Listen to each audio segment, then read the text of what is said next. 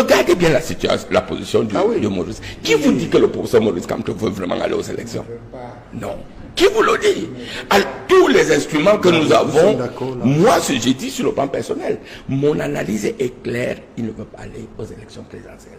Si un homme a décidé, étant capitalon dans sa maison, de vous imposer un débat. Il faut dire un bon juriste en bon, d'imposer ça à toute la République du Cameroun.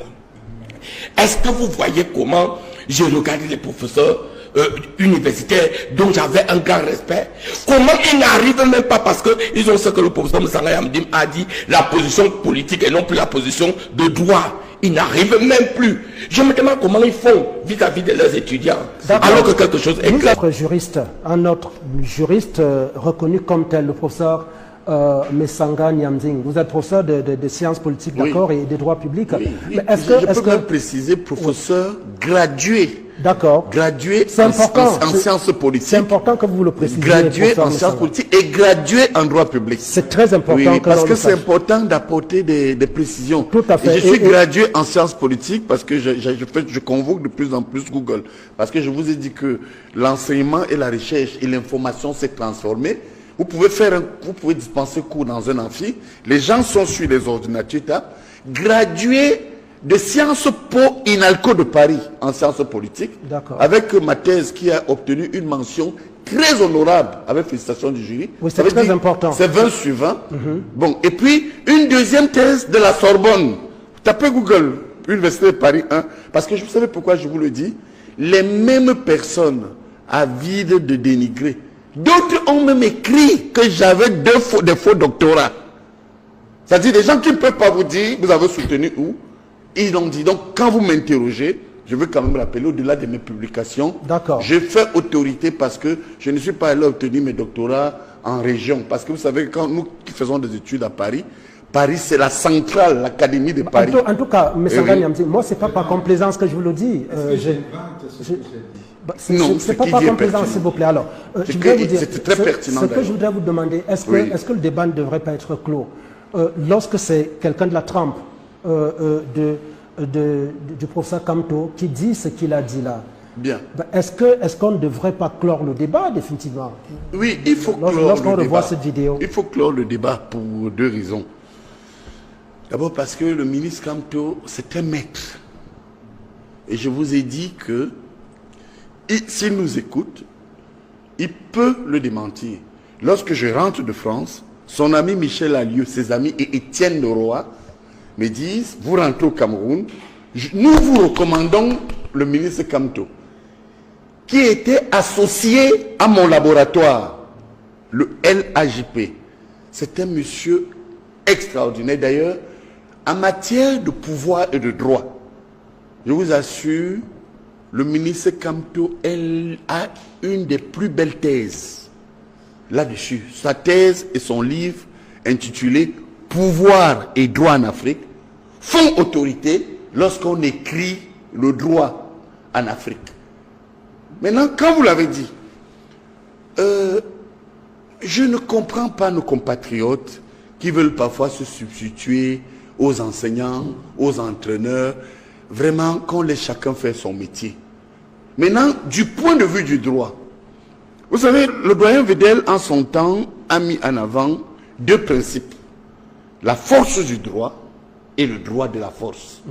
La force du droit, c'est l'écriture juridique, parce que ça a inspiré après des gens comme Hans Kelsen et bien d'autres qui ont estimé que, et ça il faut le dire avec autorité, mes collègues juristes m'écoutent, qu'en réalité, le droit a deux missions. Deux. Premièrement, garantir la régulation sociale, pour ceux qui ont fait un peu de théorie du droit, et puis rassurer et encadrer la cohésion sociale. À partir de là, c'est même l'esprit de la thèse du maître Kamto. Parce que moi j'ai lu cette thèse, si vous allez lire mes travaux de thèse, je cite abondamment le ministre Kamto dans mes travaux de thèse. Il y a deux Camerounais que je cite beaucoup, Adamou Ndamjoa, dans le Cameroun dans les relations internationales, l'un des livres vraiment les plus indiqués qui vous présente la décolonisation du Cameroun, et Pouvoir et droit en Afrique, qui est vraiment un instrument qui a endogénisé l'écriture juridique en Afrique. Kamto dit non, nous avons nos modèles, on doit les respecter. Mais il conclut lui-même. Il est dans la force du droit. La force du droit signifie que, est-ce que le ministre Kamto, en réalité, peut se présenter? Écoutez, n'importe quel Camerounais aujourd'hui... À cette question, oui. vous répondriez comme lui a répondu dans la vidéo? Je vais répondre. Oui, répondez. Dans l'aspect strictement juridique, il ne peut pas se présenter. La force du droit. Force du droit, je vous l'explique. Ceux qui nous écoutent, et je le fais souvent avec mes étudiants, moi avant mon accident oculaire, je n'ai jamais touché un bord depuis 30 ans d'enseignement. J'entre dans la fille, les mets dans les poches, parfois avec mes jaquettes, parfois avec mon tablier, et je dispense des cours et j'envoie mes étudiants à des ouvrages. Prenez donc l'article 3 de la Constitution camerounaise. D'accord. Les partis concourent à l'expression du suffrage. C'est lui. On appelle ça l'esprit de la loi. Bon, alors à côté, vous avez l'article 121 du Code électoral. Bon, alors en droit positif, on appelle ça une loi organique. La loi organique qui organise, conformément à la Constitution, l'élection. C'est une loi organique. Bon, cet article dit effectivement les partis représentés dans son alinéa 1, article 121, alinéa 1. Qu'est-ce que ça veut donc dire en droit? Ça veut dire que le député, l'élu, est protégé par le texte constitutionnel. Première observation juridique stricte. Ça veut dire que, M. Boni-Philippe, lorsqu'on vous démissionne du parti, ou alors vous vous démissionnez d'un parti, on ne peut pas vous enlever le sacro-saint principe de mandat. C'est-à-dire le mandat qui est un principe de souveraineté nationale qui a été calqué sur les travaux de Sieyès. Parce que Sieyès, en son temps, était opposé à Rousseau qui parlait de souveraineté populaire. Bon, les deux s'entendent. Ils disent que quand vous avez un mandat, quel que soit le cas, on ne doit pas bousculer ce mandat. Alors, regardez donc l'interprétation de ceux qui sont de mauvaise foi juridique.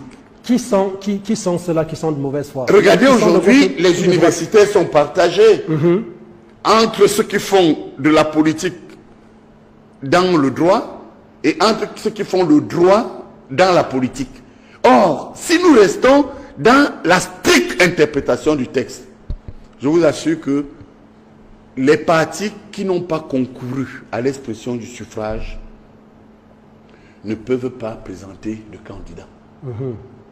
Parce que, prenez l'article 15, ceux qui nous écoutent, reprenez l'article 15. Je crois que je suis l'un des politologues objectifs et assez neutres juristes.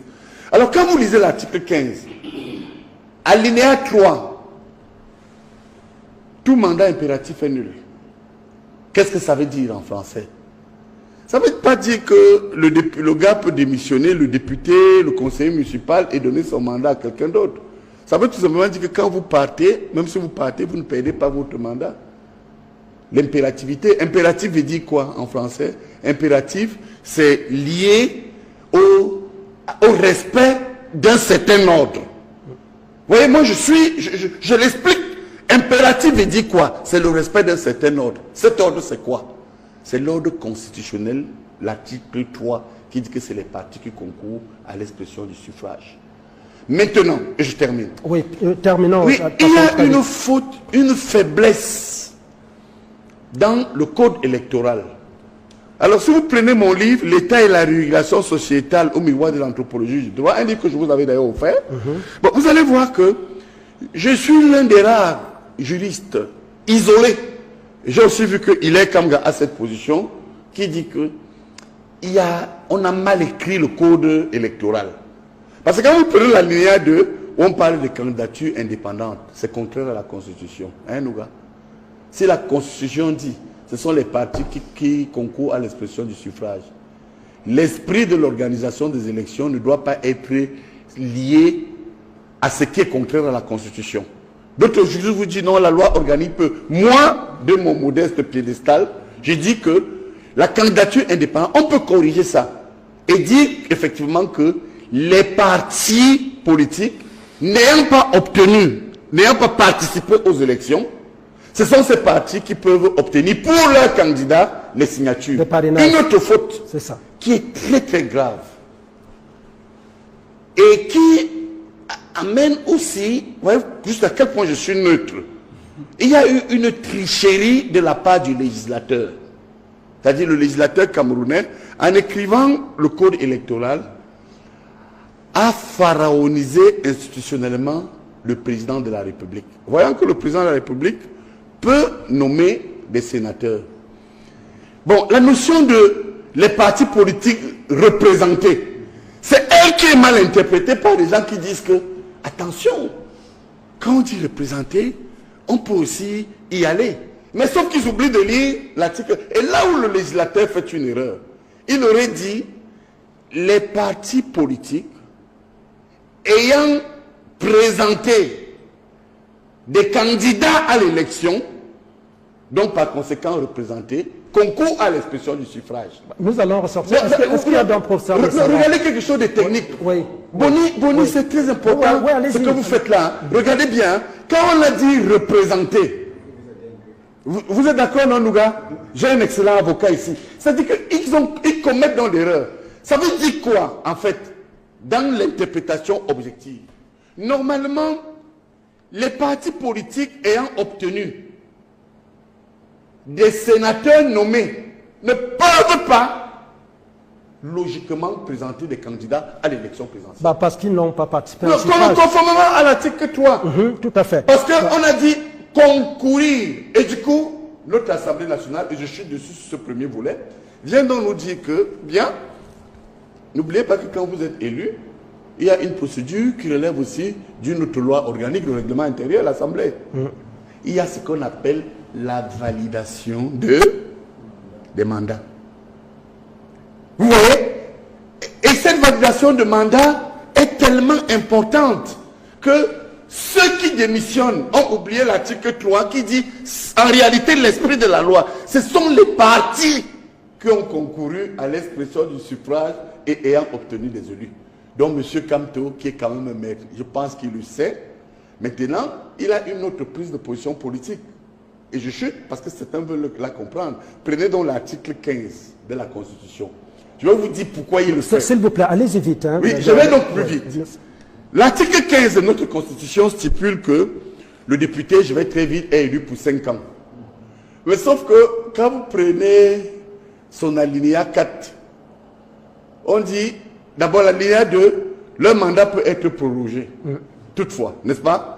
Mais sauf que l'alinéa 4 de l'article 15 de la Constitution, feuilletez ça, vous qui nous écoutez, stipule quand même que, en cas de crise grave, qu'on peut proroger leur mandat. Alors les Kamto se disaient aussi que bon, on ne va pas aux élections, en février 2025, on ira aux élections. Comme il y a eu un trucage politique. Oui, de l'autre côté... Donc, février avant la présidentielle. Avant la présidentielle, les gens ont dit, allons, prorogeons le mandat. Donc, la position n'est plus une position de droit. D'accord, ok. Donc, la position est une position politique. Oui. Et ils ont dit, comme Kamto peut se représenter et avoir éventuellement des conseillers municipaux, on repousse. Or, pour moi, c'est une violation aussi grave de la part du gouvernement de cet article 15 qui oppose la prorogation de mandat seulement s'il y a une crise. D'accord. Voilà un peu c'est important d'avoir ces lectures. Le RDPC a décidé, et en toute connaissance de cause, faire confiance à la Cour constitutionnelle. Nous avons décidé de laisser les choses aller comme ça. On ne va pas commenter la position de Maurice Kamto, on ne va plus commenter la position d'une candidature quelconque jusqu'à ce que le corps électoral soit convoqué et que le Conseil constitutionnel valide les candidatures. Voilà la position officielle du RDPC.